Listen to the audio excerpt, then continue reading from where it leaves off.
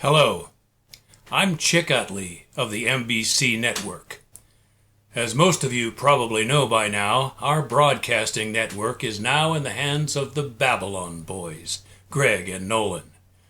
The name change from DOA to MBC was promoted by them, and the general feeling around our office seems to be that it may well be just what the network needs in order to move forward for another 50 years as the only truly independent broadcast voice for all of us. As much as many of us loved and most of us respected the founders, Dale and Orville Anderson, who gave the network its original name and led it until their unexpected passing a few years ago, there are those in the company, and Babel Snur and I are two of them, who believe we will become better able to reach our goals as a network with the B-Boys leading the way. Their move towards a more public broadcasting orientation for the network is an example of their vision for the future. The announcement that the Babs are planning to run a serialized reading by Greg of his book, A Man Called Oval, The Story of Oval Rubber and the Early Days of the Church of Golly, is apparently a herald of what the new directors have in mind for the network, which is now under their leadership. So, now let me say, hello, Greg.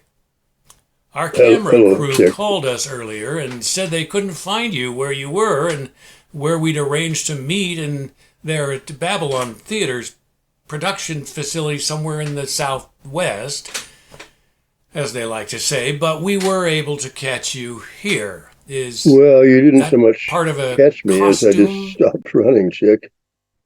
And I don't mean to imply that I was running to avoid your interview.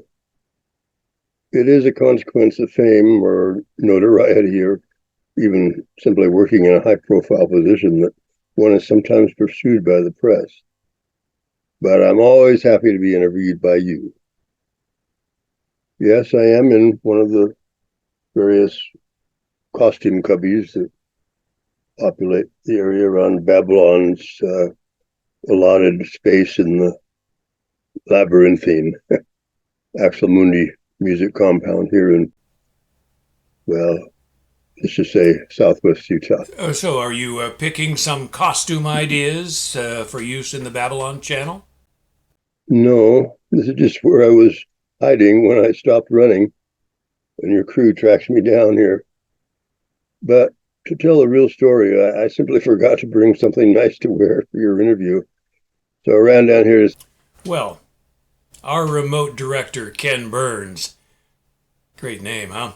Said he wasn't going to haul everything back up to your office because apparently where they parked the truck turned out to be right outside the door at the end of the hall where you are now. Really? I always get lost in this place. Are you comfortable there for a few minutes? Oh, yes. I didn't forget you were coming today, by the way. I just lost track of time looking for a bow tie. I noticed in the press kit that we received from your people, the book pictured has Ethel Rubber named on the cover as the author. That is indeed the way I had it. It was just a typical Babylon subterfuge. But not everybody in the world, especially the copyright people, sees things the way Nolan and Greg do. Because of this, a big part of our mission as Babylon Theater has always been to teach the whole world to think like we do.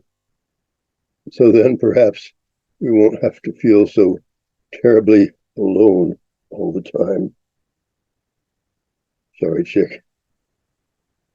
Sometimes being us is a heavy asterisk to bear. Do you mean cross to bear? No.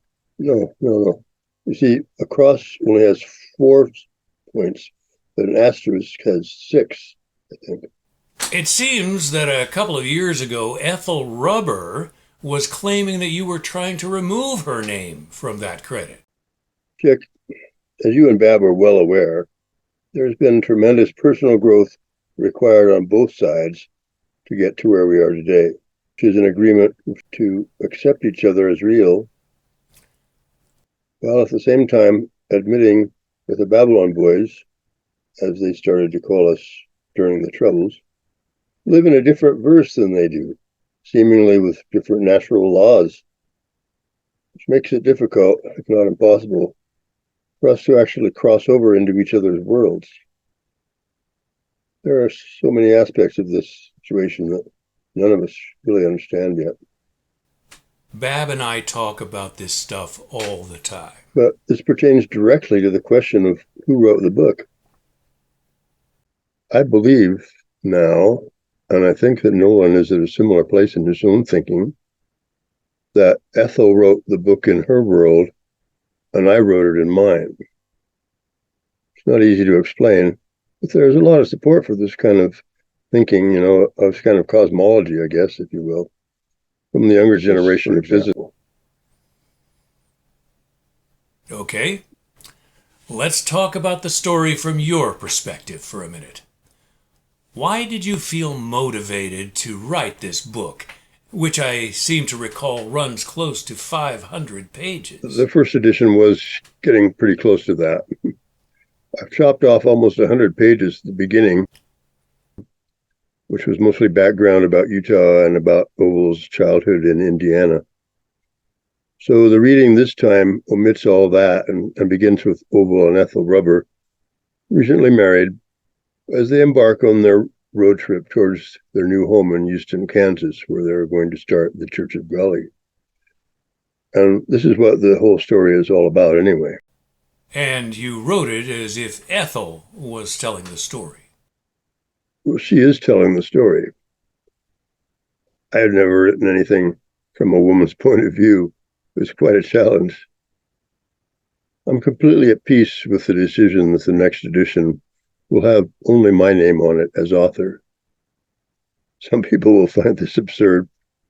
Why should I have an argument with a character in a book about who wrote the story? But it goes to the heart of the whole Theonite dilemma that Nolan and I have been working through, really, with our last two full-length movies. And for those who are new to our terminology, we call our invented or adapted characters Theonites.